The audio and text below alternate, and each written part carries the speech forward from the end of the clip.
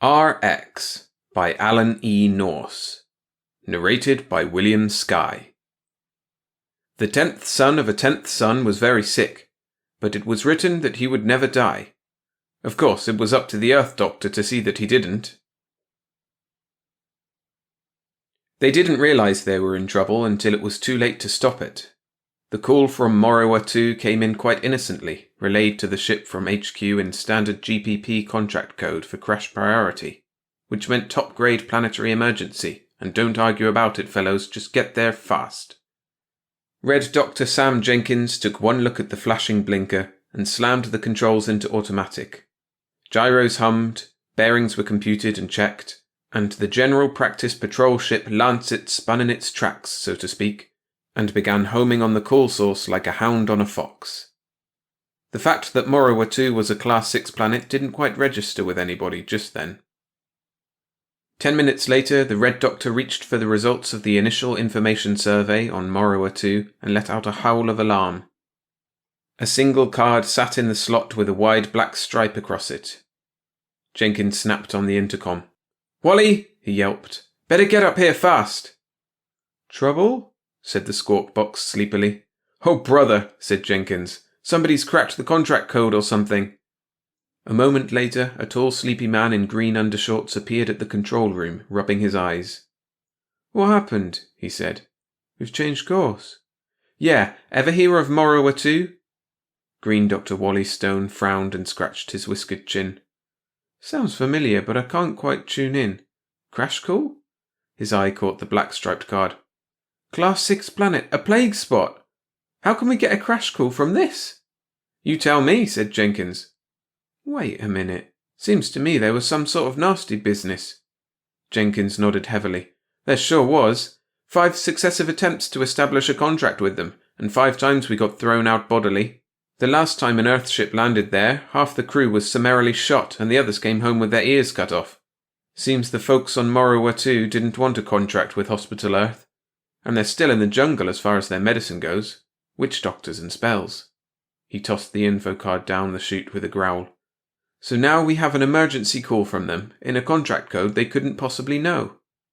The surgeon in the green undershorts chewed his lip. "Looks like somebody in that last crew spilled the beans before they shot him." "Obviously." "Well, what are we doing on automatics? We're not going there, are we?"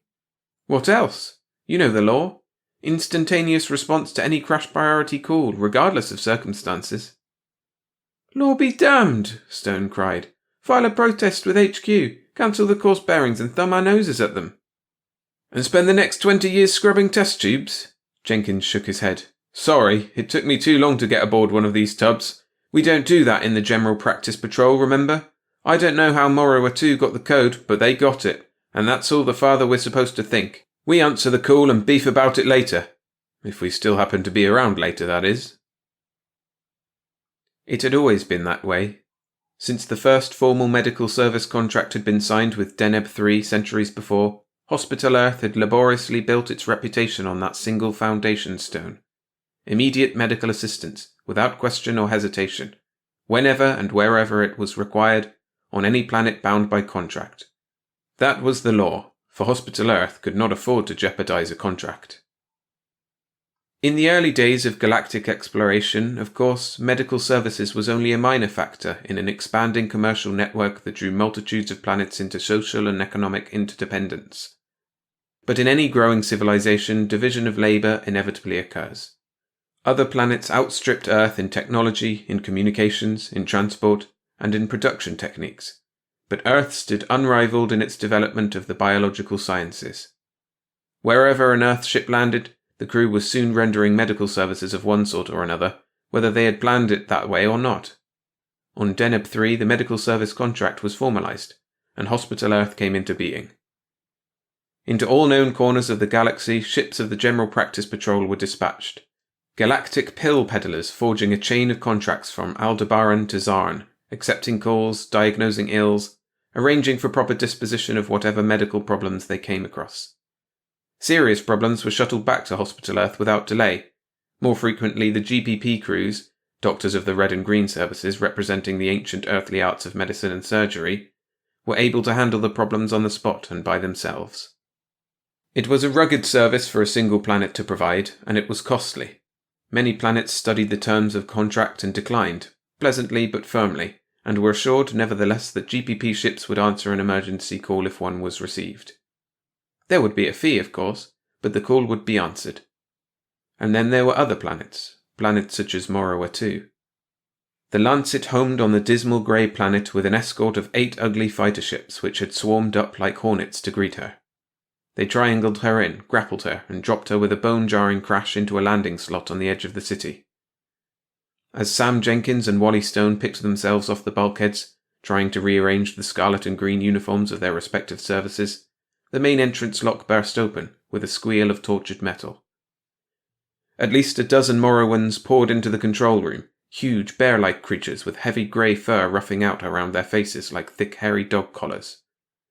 The one in command strode forward arrogantly, one huge paw levelling a placer gun with a distinct air of business about it. "Well, you took long enough," he roared, bearing a set of yellow fangs that sent shivers up Jenkins' spine. 14 hours? Do you call that speed?" Jenkins twisted down the volume on his translator with a grimace. "You're lucky we came at all," he said peevishly. "Where's your contract? Where did you get the code?" "Bother the contract," the Morrowan snarled. "You're supposed to be physicians, eh?" He eyed them up and down as though he disapproved of everything that he saw. "You make sick people well?" "That's the general idea." "All right." He poked a hairy finger at a shuttle car perched outside. "In there!" They were herded into the car with 3 guards in front and 3 behind. A tunnel gulped them into darkness as the car careened madly into the city. For an endless period they pitched and churned through blackness, then suddenly emerged into a high gilded hall with pale sunlight filtering down. From the number of decorated guards and the scraping and grovelling that went on as they were hurried through embattled corridors, it seemed likely they were nearing the seat of government. Finally, a pair of steel doors opened to admit them to a long arched hallway. Their leader, who was called Aguar by his flunkies, halted them with a snarl and walked across to the tall figure guarding the far door. The guard did not seem pleased. He wore a long purple cap with a gold ball on the end which twitched wildly as their whispered conference devolved into growling and snarling. Finally, Aguar motioned them to follow, and they entered the far chamber, with Purple Hat glaring at them malignantly as they passed. Aguar halted them at the doorway. "His Eminence will see you," he growled. "Who is His Eminence?" Jenkins asked. "The Lord High Emperor of all Morowa and Creator of the Galaxies," Aguar rumbled. "He is the 10th son of a 10th son, and it is written that he can never die. When you enter, bow," he added. The 10th son of a 10th son couldn't have cared less whether they bowed or not. The room was dark and rank with the smell of sickness. On a pallet in the centre lay a huge Morrowan, panting and groaning. He was wrapped like a mummy in bedclothes of scarlet interwoven with gold. On either side of the bed, braziers flickered with sickly greenish light. His Eminence looked up at them from bloodshot eyes and greeted them with a groan of anguish that seemed to roll up from the soles of his feet.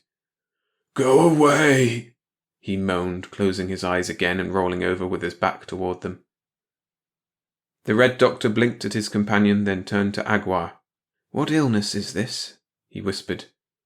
"He is afflicted with a pox, as any fool can see. All others it kills, but His Eminence is the 10th son of a 10th son, and it is written—" Yes, I know, he can never die." Sam gave Wally a sour look. "What happens, though, if he just up and does?" Aguar's paw came down with a clatter on the hilt of his sword. "He does not die. We have you here now. You are doctors, you say. Cure him." They walked to the bedside and lifted back the covers. Jenkins took a limp paw in his hand. He finally found a palpable pulse just below the second elbow joint. It was fast and thready. The creature's skin bagged loosely from his arm. "Looks like His Eminence can't read," Wally muttered. "He's going fast, Doc." Jenkins nodded grimly. "What does it look like to you?" "How should I know? I've never seen a healthy Morrowan before, to say nothing of a sick one. It looks like a pox, all right." "Probably a viremia of some sort." Jenkins went over the great groaning hulk with inquiring fingers. "If it's a viremia, we're cooked," Stone whispered. "None of the drugs cross over, and we won't have time to culture the stuff and grow any new ones." Jenkins turned to Aguar. "How long has this gone on?" For days, the Morowan growled. He can't speak. He grows hot and cannot eat. He moans until the palace trembles. What about your own doctors?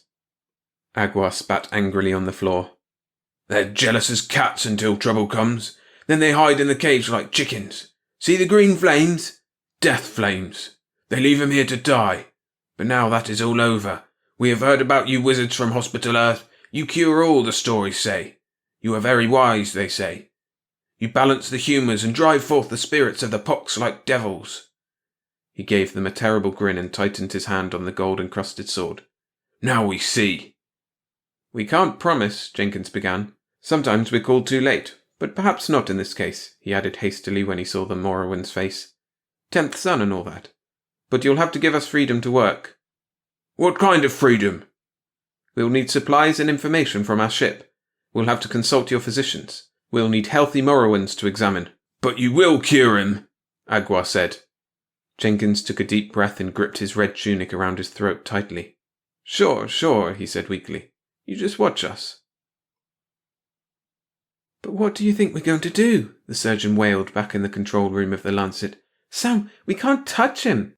If he didn't die naturally, we'd kill him for sure. We can't go near him without a biosurvey. Look what happened on Baron when they tried it.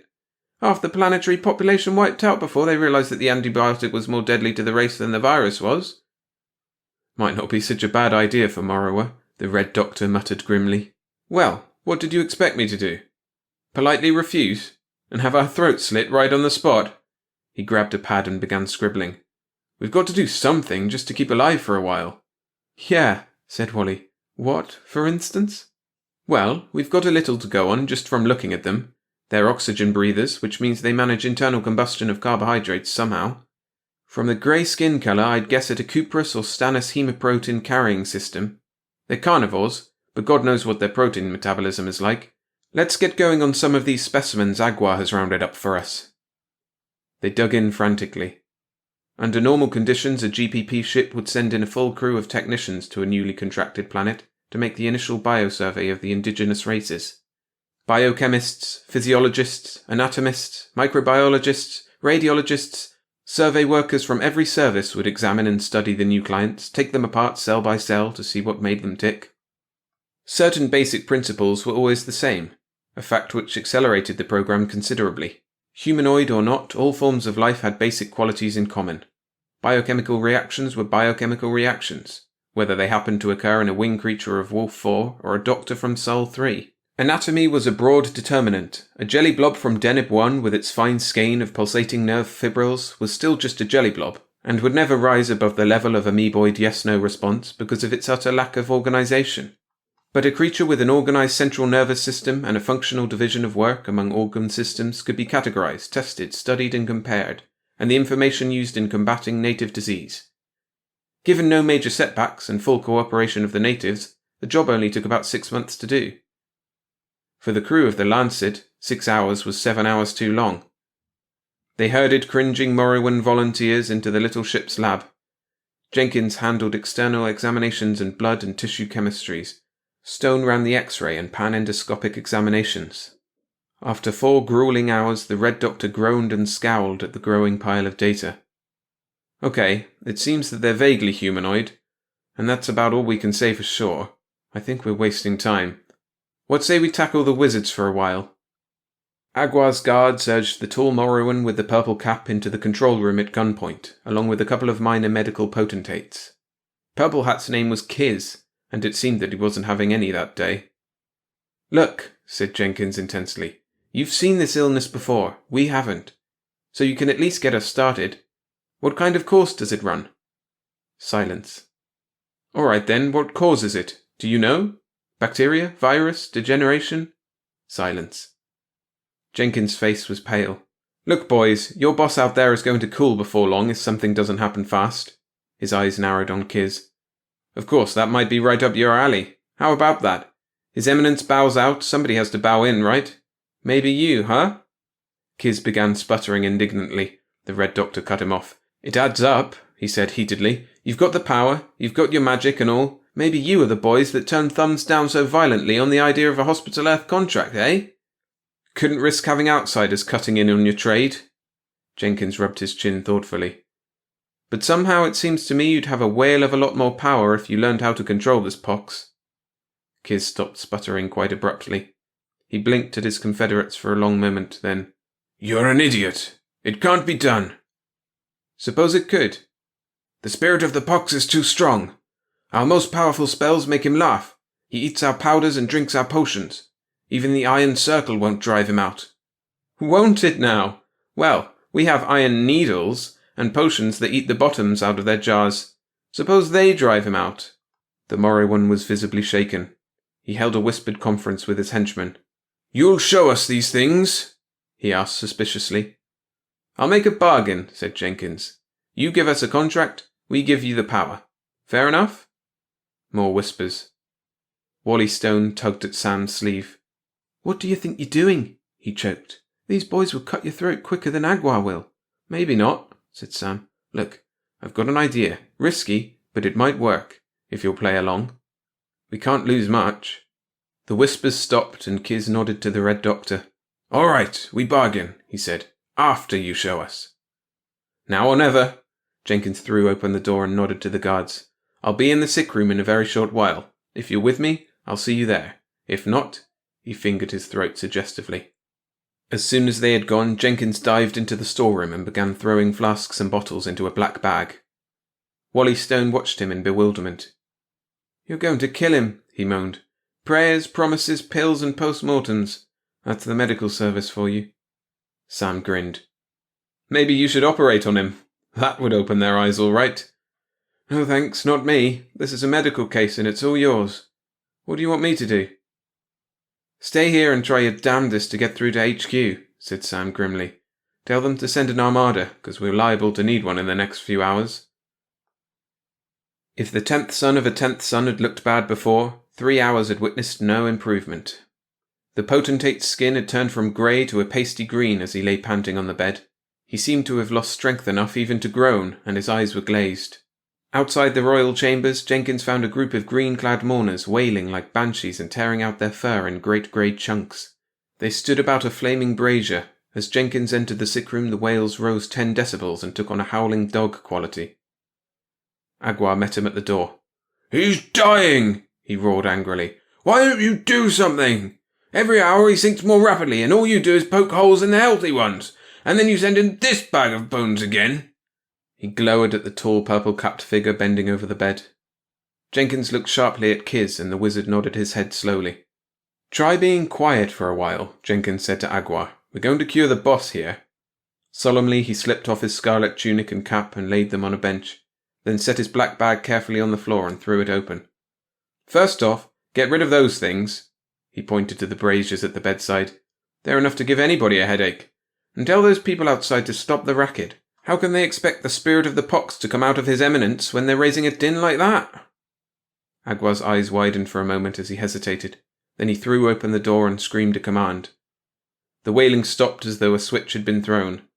As a couple of cowering guards crept in to remove the braziers, Red Dr. Jenkins drew the wizard aside. "Tell me what spells you've already used." Hurriedly, Kiz began enumerating, ticking off items on hairy fingers. As he talked, Jenkins dug into the black bag and started assembling a litre flask, tubing and needles. "First we brewed witch's roots for 7 hours and poured it over his belly. When the pox appeared, in spite of this, we lit 3 red candles at the foot of the bed and beat his eminence steadily for 1 hour out of 4, with new rawhide. When his eminence protested this, we were certain the spirit had possessed him, so we beat him 1 hour out of 2. Jenkins winced as the accounting of Kabbalistic claptrap continued. His eminence, he reflected, must have had the constitution of an ox. He glanced over at the panting figure on the bed. "But doesn't anybody ever recover from this?" "Oh yes, if the spirit that afflicts them is very small. Those are the fortunate ones. They grow hot and sick, but they can still eat and drink." The wizard broke off to stare at the bottle and tube arrangement Jenkins had prepared. "What's that?" "I told you about the iron needles, didn't I? Hold this a moment." Jenkins handed him the litre flask. "Hold it high." He began searching for a vein on the patient's baggy arm. The Morowan equivalent of blood flowed back greenishly in the tube for an instant as he placed the needle. Then the flask began to drip slowly. Agua let out a horrified scream and raced from the room. In a moment he was back with a detachment of guards all armed to the teeth and 3 other Morowan physicians with their retinues of apprentices. Sam Jenkins held up his hand for silence. He allowed the first intravenous flask to pour in rapidly. The second he adjusted to a steady drip, drip, drip. Next he pulled 2 large Bunsen burners and a gas tank from the bag. These he set up at the foot of the bed, adjusting the blue flames to high spear tips.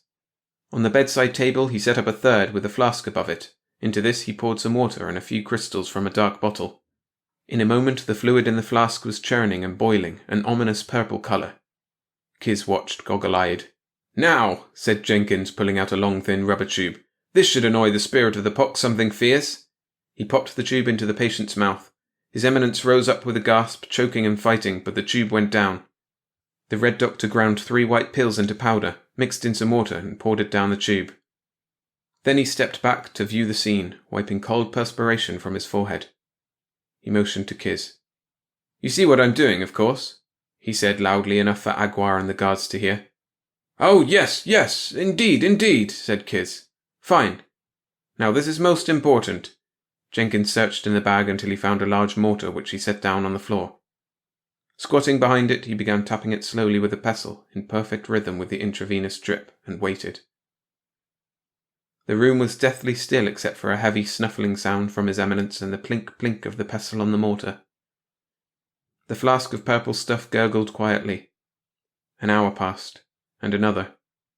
Suddenly, Jenkins motioned to Kiz. "His pulse, quickly!" Kiz scampered gratefully over to the bedside. 180, he whispered. Jenkins' face darkened. He peered at the sick man intently. "It's a bad sign," he said. "The spirit is furious at the intrusion of an outsider." He motioned toward the mortar. "Can you do this?" Without breaking the rhythm, he transferred the plinking job to Kiz. He changed the dwindling intravenous bottle. "Call me when the bottle is empty, or if there is any change. Whatever you do, don't touch anything." With that, he tiptoed from the room. 4 murderous-looking guards caught Agua's eye and followed him out, swords bared. Jenkins sank down on a bench in the hall and fell asleep in an instant. They woke him once, hours later, to change the intravenous solution, and he found Kiz still intently pounding on the mortar. Jenkins administered more of the white powder and water down the tube, and went back to his bench. He had barely fallen asleep again when they were rousing him with frightened voices. "Quickly!" Agua cried. "There's been a terrible change!" In the sick room, His Eminence was drenched with sweat, his face glistening in the light of the Bunsen burners. He rolled from side to side, groaning hoarsely. "Faster!" Jenkins shouted to Kiz at the mortar and began stripping off the sodden bedclothes. "Blankets, now, plenty of them!" The plink-plink rose to a frantic staccato as Jenkins checked the patient's vital signs, wiped more sweat from his furry brow.